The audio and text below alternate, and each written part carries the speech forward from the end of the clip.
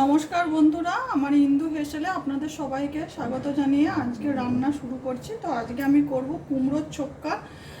দেখুন বন্ধুরা, আমি কড়াইয়ে সর্ষের তেল দিয়ে দিয়েছি। এবারে আমি একটু ফোড়ন দেব, 5 ফোড়ন, তেজপাতা, শুকনো লঙ্কা, এটা আমি দিয়ে দেব।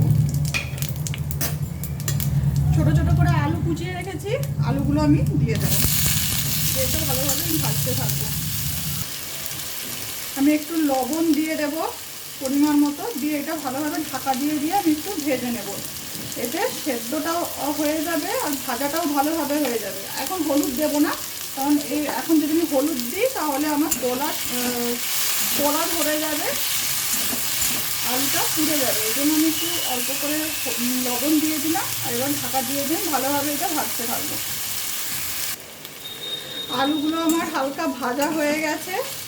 এবারে আমি কুমড়োর ছক্কাতে একটু ছোলা আর একটু ছোট ছোট করে নারকেল কুচিয়ে রেখেছি। যেহেতু নিরামিষ আমি করছি কুমড়োর ছক্কাটা, নারকেল আর একটু ছোলা এটা আমি দিয়ে দেবো। নারকেল কুচি আর ছোলা, আবার এটা আমি ঢাকা দিয়ে দেবো। ঢাকা দিয়ে এইভাবে আমি ভাজতে থাকবো। দেখুন বন্ধুরা, আমার আলু, ছোলা, নারকেল হালকা ভেজে নিয়েছি, হালকা সেদ্ধ হয়ে গেছে আলুগুলো। এইবারে আমি কুমড়োটা দিয়ে দেব। কুমড়োগুলো আমি লম্বা লম্বা করে কেটে নিয়েছি। কুমড়োটা দিয়ে আপনারা একটু বড় বড় করেও সাইজে কাটতে পারেন।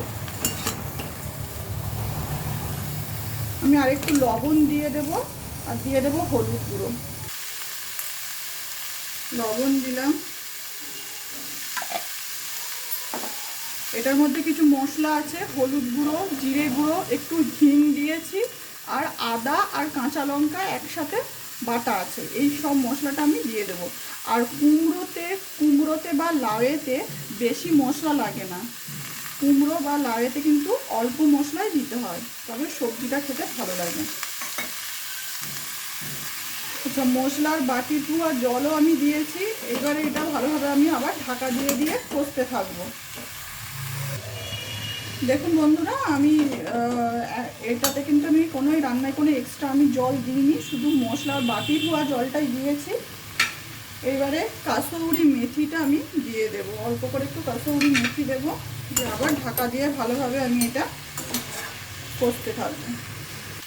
দেখুন বন্ধুরা, আমি এটা ভালোভাবে কষিয়ে নিয়েছি। এটা প্রায় 80% মতো সেদ্ধ হয়ে গেছে। এবারে আমি একটু চিনি দিয়ে দেবো পরিমাণ মতো।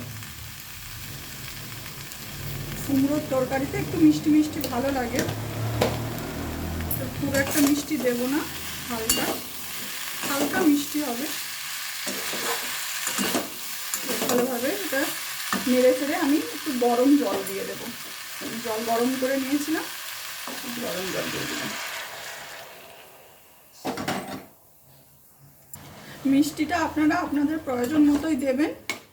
এভাবে নেড়ে চেড়ে ভালোভাবে আমি নেড়ে নেব, দিয়ে এবার ঢাকা দিয়ে দেব। দেখুন বন্ধুরা, আমার কুমড়োর ছক্কা হয়ে গেছে। এবারে লাস্টে আমি একটা গরম মশলা দেব। এই গরম মশলাটা আমি গোটা জিরে, গোটা ধনে, শুকনো লঙ্কা, এলাচ, লবঙ্গ, দারচিনি সব একসাথে, আর তার সাথে আমি দিয়েছিলাম গোবিন্দভোগ চাল, যেটা আমরা পায়েস করি, সেই গোবিন্দভোগ চাল এই গোটা গরম মশলার সাথে দিয়েছিলাম। সব কিছু একসাথে গরম কড়াইয়ে আমি একটু হালকা ভেজে নিয়েছিলাম, দিয়ে এটা আমি গুঁড়িয়ে নিয়েছি। তো এই গরম মশলাটা আমি লাস্টে দিয়ে দেব। আর দিয়ে দেব পরিমাণ মতো অল্প একটু ঘি দিয়ে দেব অল্প করে। ব্যাস, আমার কুমড়োর ছক্কা রেডি। আমি মিশিয়ে নেব। তো আমার এই রেসিপিটি দেখার জন্য আপনাদের সবাইকে অনেক ধন্যবাদ। এখানে আমার রান্না শেষ করছি। দেখা হবে পরের রান্নাতে। নমস্কার।